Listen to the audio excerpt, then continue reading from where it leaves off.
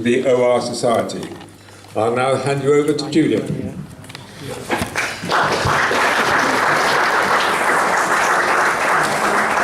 Thank you very much, Brian. Don't believe a word of it. He's taken my words away, but never mind. I came to Rendcomb as one of 6 new boys in September '46, as an 11-year-old, timid, shy child, excited and frightened at the same time by this huge mansion, a boys' boarding school. It was a school, first and foremost, with D.W. Lee Brown as headmaster, but this vast building was now also home. We were boarders.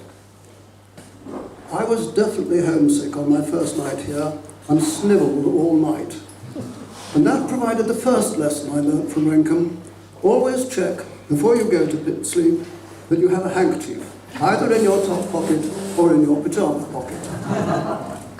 One of our intake of 6 new boys was desperately homesick, and after a week decided this was not for him, and he left of his own accord at 6 o'clock one morning.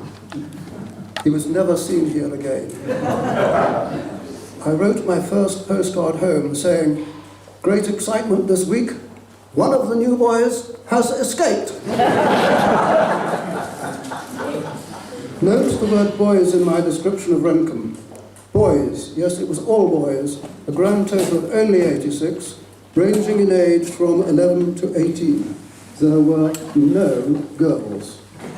One quickly learned either to get on with one's fellow students or how to avoid them. As for beneficial experiences, I've identified 3 areas in which Rendcomb gave me the sound help I acquired here. The first is acquiring knowledge of the important academic subjects. We were taught English, history, Latin, French, biology, mathematics, and physics. There are a lot of subjects missing from that list. I remember learning many things, such as, for example, a list of Latin prepositions taking the ablative case, which have never been of any further use to me.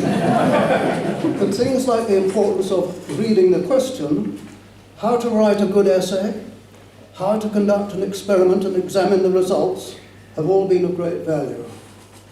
The logic of mathematics and physics, so skillfully presented by Lewis Hull and Jack Fell, stood me in great stead.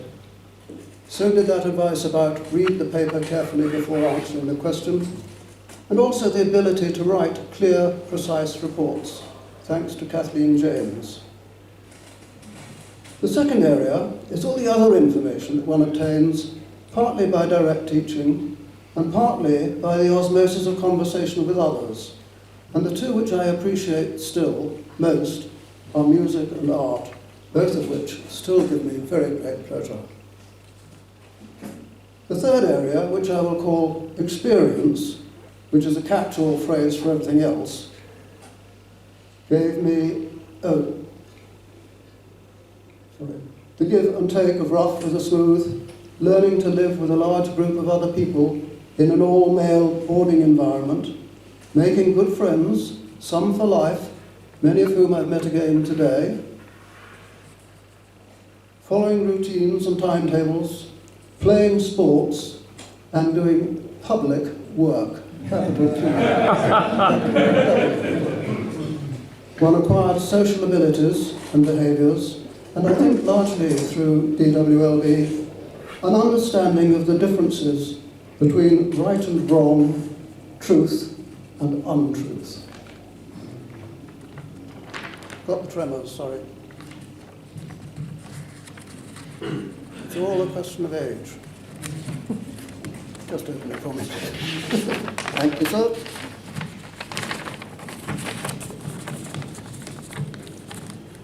Two other activities gave me great value. They certainly had a beneficial effect on my career and life.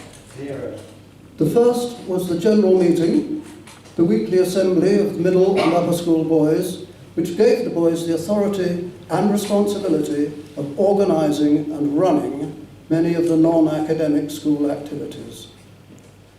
The second was the concept which I will call the freedom to roam. The college is ideally placed in its Cotswold setting, and we were at liberty in those days to go where we pleased, provided we respected private property. For me, this was idyllic, and it gave me a lifelong love of exploration, hill walking, and travel. But as you've already heard, I have a hidden fourth area, a special gift, if you like. One day when I was about 13 or 14, 3 girls were seen walking out of the college, across the asphalt, into the drive, up the church path, and away.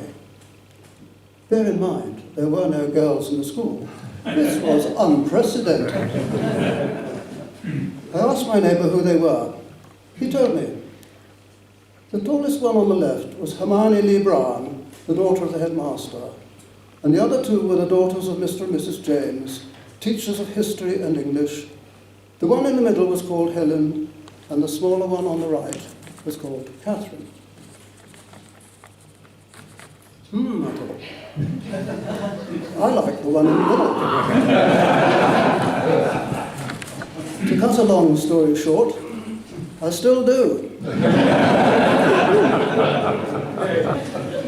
Helen and I were married in St. Peter's Church here in Rendcomb in 1959, and she's sitting beside me at lunch today.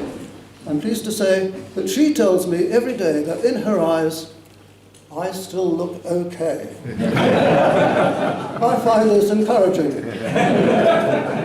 and quickly return the compliment. She, of course, lived in Rendcomb from birth until we were married, and so is as equally steeped in Rendcomb as I am, if not more so.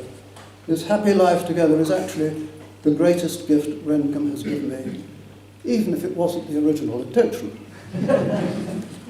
By 1954, Rendcomb College had provided me with a solid base of general all-round education and a knowledge of how to live and thrive in a community of other people. I offer my sincere thanks to everyone involved in this process. I wouldn't wish for anything other, and I am quietly proud and extremely grateful to be an old Rendcombian. Quo lux ducit.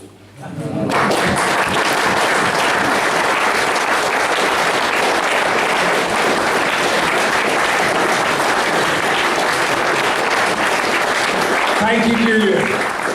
Our second speaker is Stuart Shellswell. When I started at Rendcomb as a 10-year-old obnoxious little runt in 1965, Stuart was the head prefect at the time, so I'm rather sort of daunted by this. I look at Stuart with a sense of awe. How do I address him? Do I go, sir, or your Royal Highness? Or perhaps I fall on my knees and call him God. It's with a great pleasure I heard Stuart wanted to come to the reunion, so I don't think we've met since 1966 when he left. In the last few months I've had email correspondence with Stuart, and he generously shared photographs of his life and surroundings where he lives in the US. I also learned that Stuart has a second cousin, who's Robert Sherratt, who's here today. I don't think that was known until quite recently. Stuart is understandably very proud of what he's achieved academically. His name is displayed on the honours board in the front hallway. Incorrectly. Hang on. There are not many Rendcombians who achieve this. I understand from what Stuart has told me, he's a bit disgruntled by the fact that unfortunately his name's been spelled incorrectly. The board is missing one of the L's in his surname, Shellswell. Now, I've been quite troubled by this. I thought we ought to have to use this opportunity today while Stuart's here to put it right. I therefore brought along a tin of paint and a paintbrush so that Stuart can correct the spelling. I'll now hand you over to Stuart, who can tell us about his life and times here at Rendcomb back in the late 50s and early 60s.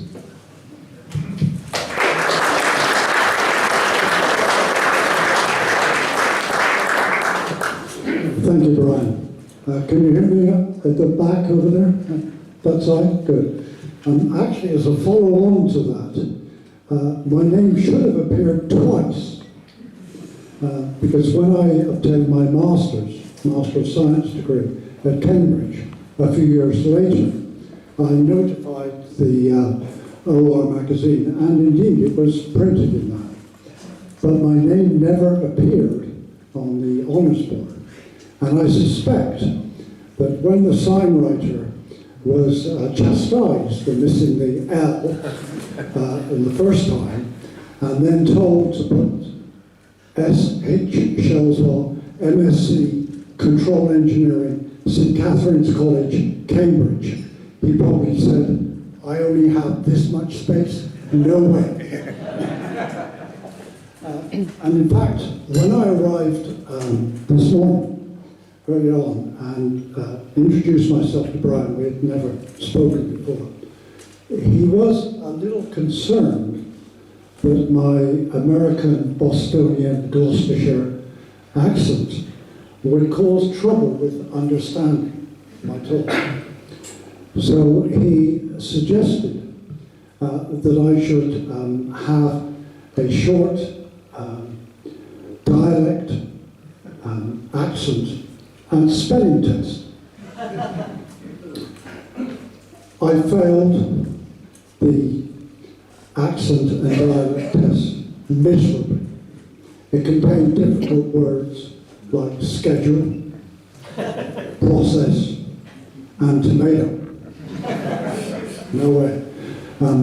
However, I did actually get full marks on the spelling, which included the word marmite, which is a substance that every American I know hates. It contained the word Vercingetorix, who I believe was an old friend of Bill White. I'm sorry Bill isn't here to confirm that. And it also had the word balustraded, which is a somewhat obscure and archaic punishment given to small Rencombian boys when they have committed some bad offence. I stand guilty. That happened to me. Anyway, on to what were the benefits of my education at Rendcomb. For the first 7 years, I relatively successfully, managed to assimilate knowledge and reproduce it. But when I reached upper sixth and had to start studying hard for university and to get good A-level grades, I realized that just knowing the subject wasn't good enough. It's not what you know, it's how you apply that knowledge. And I will ever be grateful for all the teachers at this school who impressed upon me at great patience and sympathy.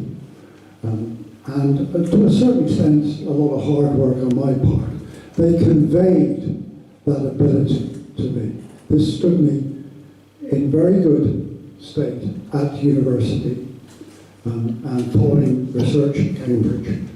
And then in subsequent careers in computer programming, systems analysis, and eventually data analysis and big data. This is actually also applied since I retired about 9 years ago, over 9 years ago. I've been able to continue my efforts, Colin Burden would say, in woodwork and carpentry, car maintenance, home maintenance, and sport. I grew here to love sporting activity, and I still try and play squash 2 or 3 times a week when I'm in the Boston area. To finish up, let me give you an example of this philosophy.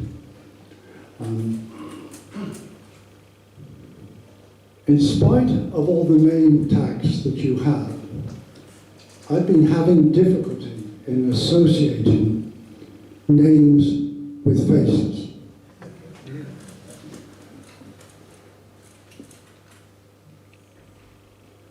And actually I've forgotten what I was going to say.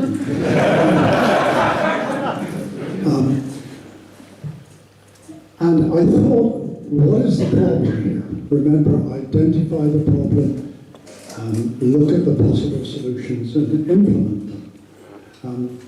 The problem could be that it was my eyesight. This is possible. I have to wear reading glasses to do close work.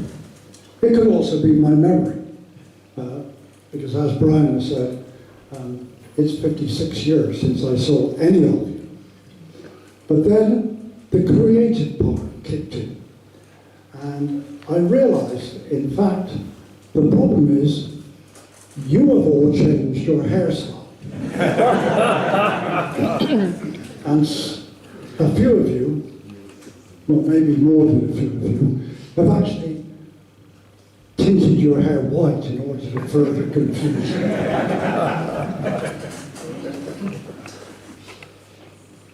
I would like to thank Brian for giving me the opportunity of explaining my Rendcomb education experience. I would also like to thank him for granting the entire nation the next 2 days as a holiday in honour of me coming back.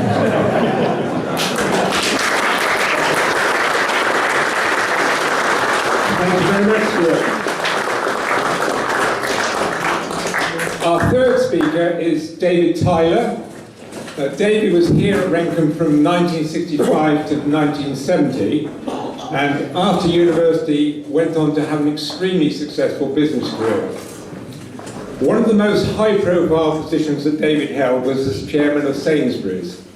Of course, David also worked with many other companies, some rather more challenging than others. Now, I tend to shop at our local branch of Sainsbury's at Barnwood in Gloucester, and I can tell you that the staff on the tills are fed up with me badgering them for a discount. I explained to them that I was at the same school as their chairman and shared a dormitory with the chairman's younger brother for 4 years, and he was a very good friend of mine, and therefore I ought to have a discount. Mr. Smith, please stop being so obnoxious and irritating. It's a trait that I learned here, you know. You should be aware that we need to make as much profit as we possibly can to pay our exceptional chairman the salary he deserves. So it didn't work out as I planned. So on that note, I pass you over to Dave.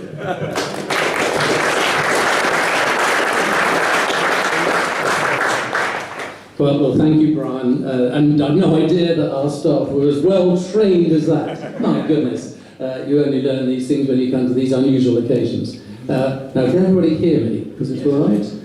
Brilliant, good, that's great. So I'm going to start, not with a positive experience, but with a negative one, following my arrival here in April 1965 as a 12-year-old in the middle of a school year.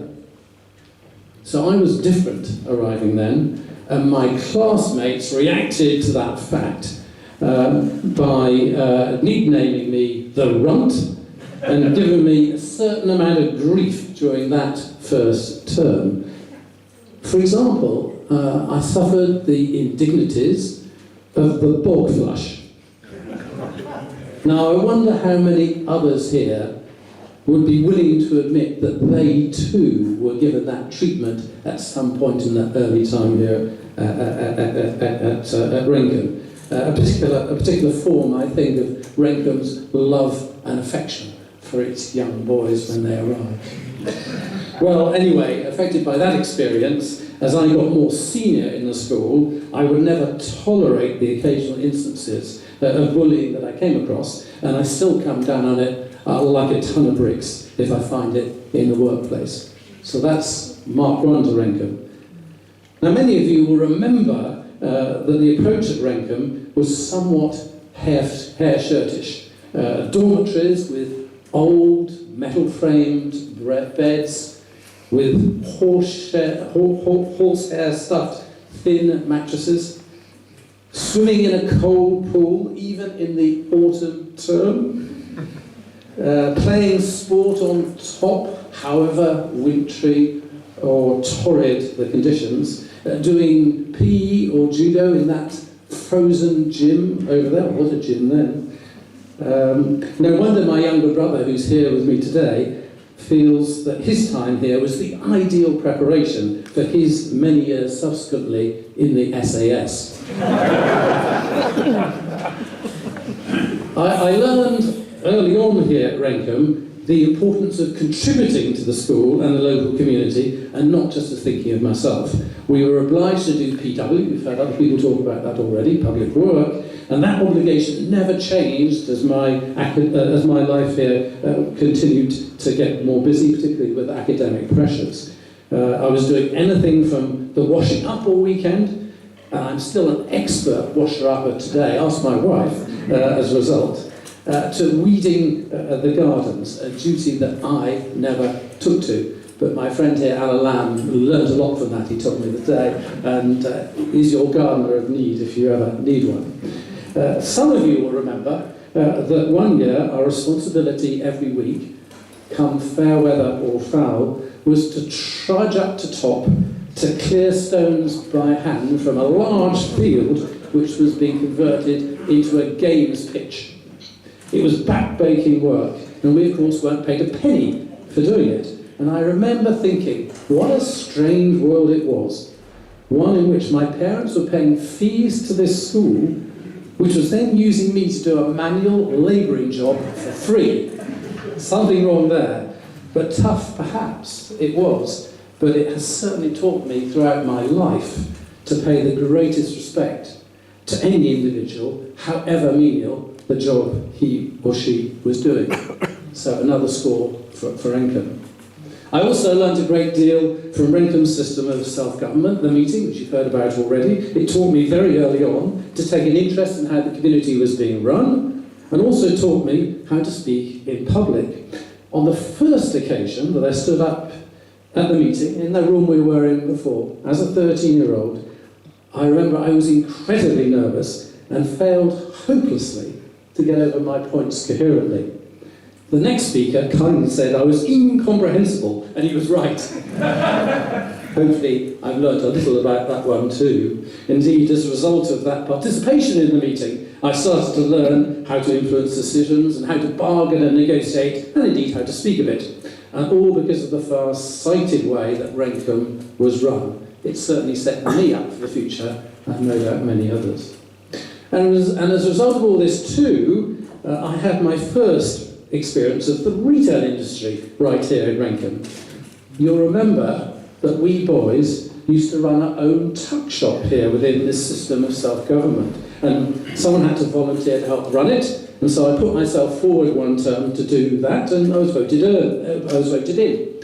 So I learned to make sure that we had ordered enough Smarties or Mars bars or licorice all sorts, otherwise I'd have found myself deeply unpopular with the lovers of those particular sorts of sweets. On the other hand, we had to work to a strict budget and avoid stock write-offs, and so we had to learn not to over-order. So looking back on it now, I would never imagine then that this was the first bit of retail education for my future role at the country's second biggest retailer. So what can I say in summary? Standing back, I learned so much here. Clearly, it wasn't just the calculus, the Tudors and Stuarts, the laws of thermodynamics, though I benefited hugely from our inspirational teachers here who taught me about all of those topics. Nor was it only the team games, the theatrical performances, and the cross-country runs that I gained so much from. It wasn't just the fact that Rendcomb taught me how to put together an argument to be logical, though it did all of these things. No, it was because here I learned to look after the other person and how to do things for the common good. I learned how to make an independent judgment for myself about what was morally right and what was wrong. And I have no doubt that those values, which I learnt here in the Cotswolds in the late 1960s, have held me, and I'm sure many of you, in great stead over all the years since. Thank you very much.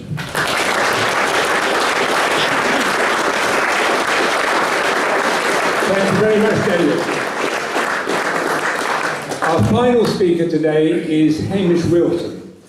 Hamish hopefully won't mind me describing him as a youngster, because he's a lot younger than most of us here today. So he actually falls outside the 1970 cut-off point that we set for this event, because Hamish was here from 1971 to 78. But I made an exception for Hamish, and it was nothing to do with the £50 that he slipped to me. So Hamish is a very capable student at rendcomb, I know that, and he's also contributed a lot to the OR Society in serving on the committee. He followed a career in teaching, which he'll tell you about, and amongst his other talents, Hamish is an extremely good poet. So I have given a little bit of license and asked him to give us a poem today at the end of his speech. I'll now pass you over to Hamish.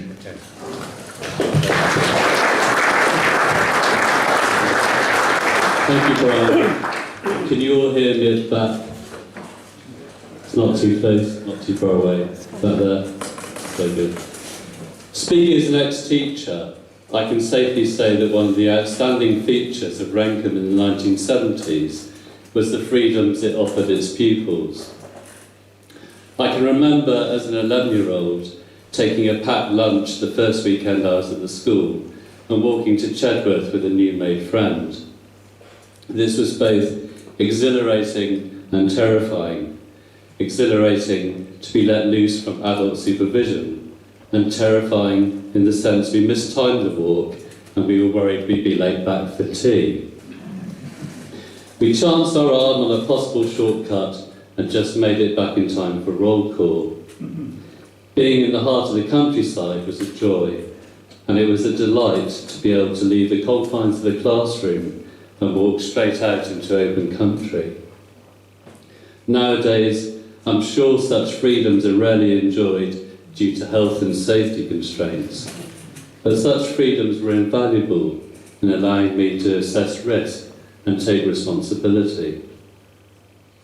The teaching at rendcomb was excellent, and I'm sure inspired me to become a teacher myself. Lessons were well structured, but we weren't spoon-fed and allowed the freedom to make and learn from our mistakes, and encouraged to develop independent thought. I stayed on after A-levels to take the Oxbridge exams and had the privilege of individual lessons with David Sells. Preparation for the French literature paper gave me an invaluable experience. I would choose an essay question from a past paper and read the appropriate books to answer it. He guided me from there with his insights into the plays or prose I'd chosen. The expectation was that I formed my own opinions first. This enabled me to develop self-confidence and independent learning skills, which made the transition to university smooth and painless. But good teaching goes much further than pedagogy and prowess in particular subjects. The first lecture I attended at Teacher Training College began with the lecturer saying that when he was a secondary school teacher, if he was asked what he taught, he would say kids. That is, he said, is the most important thing. No matter what subject you teach, you are first and foremost a teacher of young people. The teachers at rendcomb certainly subscribed to that principle, and I felt we were valued and nurtured as individuals, no matter where our strengths lay. This is something I aspired to emulate when I became a teacher myself. The rendcomb staff had enormous commitment to extracurricular activities.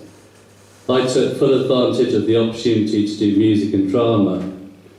I still remember the joy of the first choir practice I attended as a first former, and being bowled over by singing in 4-part harmony, and also taking part, again in my first term, in an opera, Der Freischütz, where I played a maiden in the chorus. John Wilson allowed me into the school orchestra, even as a beginner cellist, and I took piano lessons with Roma Foster. Later on, I acted in productions of comedy of errors and Oh What a Lovely War. Music and drama were great joys for me at Rendcomb, and it is perhaps hardly surprising that I went on to become a drama teacher, staging many musicals in the secondary schools where I taught.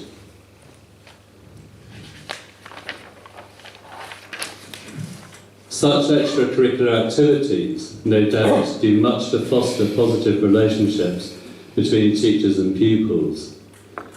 There was generally a very relaxed atmosphere about the place, and pupils tended to behave not out of fear of reprisals, but more because they didn't want to upset anyone. Mischief making was taken in good humour.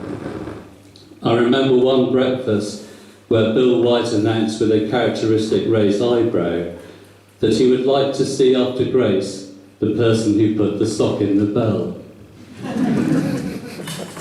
At the end of the autumn term, there'd be a fancy dress party for the whole school.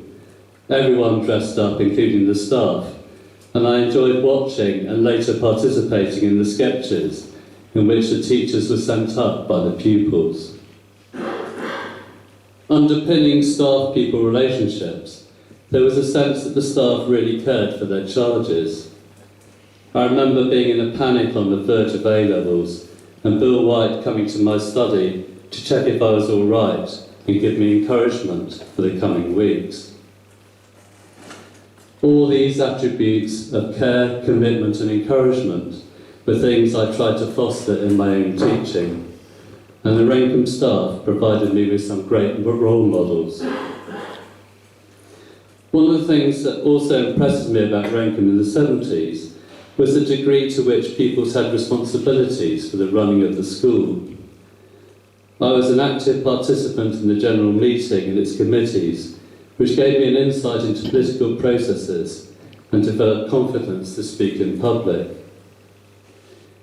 Being a prefect stood me in good stead for being a teacher. I was the resident prefect in charge of the third-year house, supervising prep and doing dorm duty. There can be very few schools now that would invest their pupils with such responsibilities, and I feel lucky to have had that insight into pastoral care. I enjoyed a 31-year career in teaching before deciding to have a change, and in 2016 I moved up to the Yorkshire Dales to set up a residential creative writing centre. The Garsdale Retreat is situated in the Yorkshire Dales National Park, 6 miles from the nearest town. Tutors and course participants alike enjoy being able to walk out from their writing sessions into the open countryside. This kind of thing seemed familiar to me, but it took me a bit of time to realise I'd actually moved back to Rendcomb. So I'll end with the poem that Brian mentioned at the beginning, which I wrote to mark this auspicious occasion, and it's called 50 Years On. 50 years on. With daps afoot, we ran the lodge's race, did public work and monthly did our duties, ate snackers, swillbin pie with Latin grace, played games up top, admired the strange beauty of the wilderness where we made our dens, had Christmas parties planned by committee, threw stuff in waggers, not waste paper bins, enjoyed great freedom, much informality. We may have been schooled under different heads, Lee Brown, James, Medill and Anthony Quick, but we share a common language, things said in a younger time, which will always stick. Now, as old boys, we come back to Rome at Rendcomb College, a place we once called home. Thank you very much.